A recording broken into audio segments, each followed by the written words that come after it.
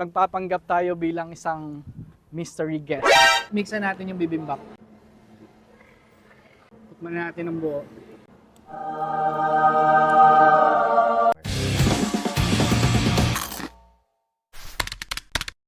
So yo, what's up guys?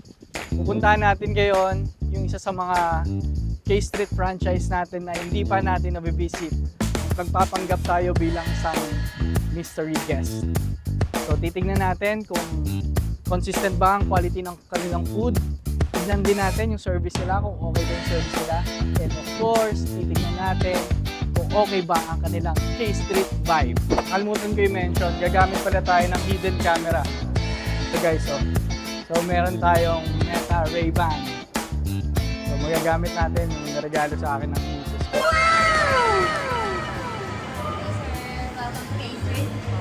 Anong masasuggest mo? 4K soda, sir. Bestseller po namin is apple, just green apple po. Then sa lemonade naman is also po yung apple lemonade. Tapos isa ding stir fry. Ito. Regular po or over? Yung regular lang. Sarap ba yun? Yummy! Yes, sir. Marami pong nag-order sa amin ng sleep. Ano meron doon? If vegetarian po ayaw, lalo na po sa mga nag-jogging po. Ayaw nila ng vegetables. Ayaw po kasi po ang gulay. Parang snacks lang. Yes. Magulay yung noodle. For dining po. Or dining. Name na lang sir po for Mark. tawagin na lang. Thank you. So it's 4:40. Titingnan natin ngayon kung gaano kabilis nilang isi-serve yung ating order. A few moments later. So yun, dumating ang kanilang order ng 4:47. Around 7 minutes from the time na nag-order ako. So not bad. Kasi itong bibimbap pa lang, it takes mga 5 minutes bago siya ma-prepare. And itong stir-fry noodles, approximately mga 5 minutes din. Tapos plus K-drinks, ito mabilis lang naman ito gawin. So good job sa kanilang serving time. Check! Next naman ay check naman natin yung lasa. Tikman na natin. May gochujang sa ilalim. Perfect. Mixan natin yung bibimbap.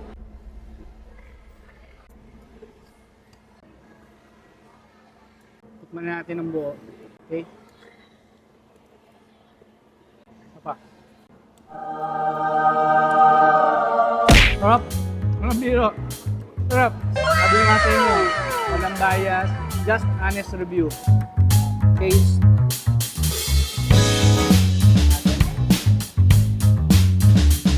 Standard din ang ating taster fry noodles, no? Texture ng vegetables, tamang-tama yung texture ng noodles. Mostly, tamang-tama din yung lasa.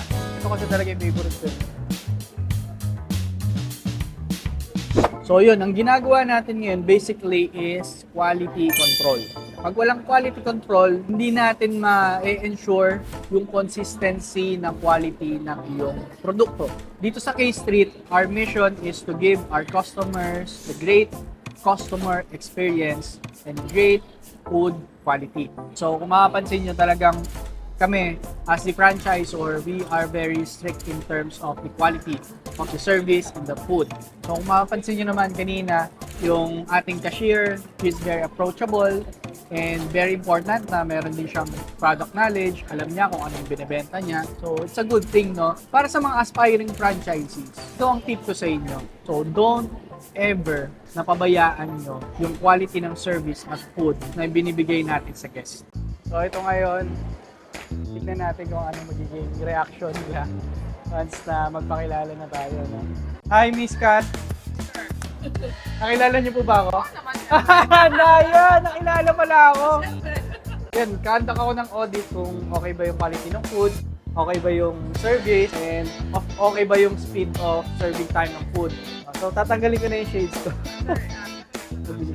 Nakilala din ako! Ang daya! Nakilala pala ako, guys! Hindi pala tayo nakapag-disguise. So, sige, papakilala ko si Miss Kat, ang ating owner ng Vermosa branch. So, gusto ko lang magbigay ng feedback, ma'am. Actually, sabi ko, nung una, honest feedback, hindi ako mag-sugarcoat. Hindi ako, porke naka-video, hindi ko sasabihin na masarap kung hindi. Yes. Enjoy! very approachable, nakangiti. I'm not sure kung nakilala niyo ba talaga ako or ganun ba siya sa Hindi, lahat ng actually, ganun talaga That's good to siya. hear. So, okay yung service.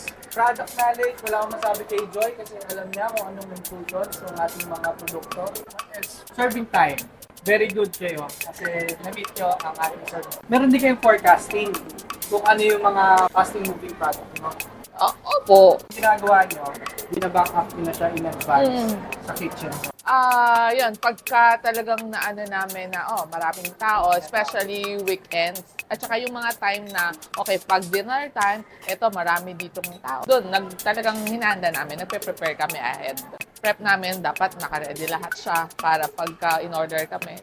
Tama. Mas mabilis talaga lagi. Tama. Kaya nga hindi ako nagulat. Kung ganun yung practice nyo dito sa store, hindi ako magugulat na standard yung ating paglabas ng pagkain. Kumbaga, nagpe-prepare kami ahead para mas mabilis sa amin. Alright. Ayun, Congratulations. Congrats. Salamat, sir. Tama ka sa ating audience. Thank you.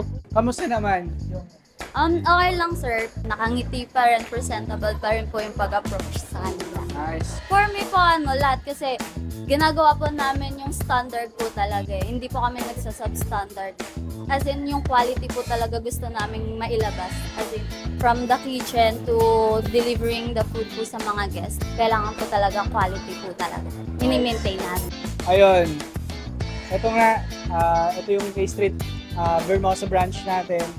So, na-meet natin yung owner, na-meet natin yung cashier na si Joy. So, very good. Thumbs up kay Vermosa branch. Audit passer. So, I am proud of what I saw today. Consistency and heart. That is what K-Street is about. So, in-invite ko kayo na mag-visit dito sa K-Street Vermosa branch. And if you like this video, please share, like, subscribe, and see you on the next Big Bite.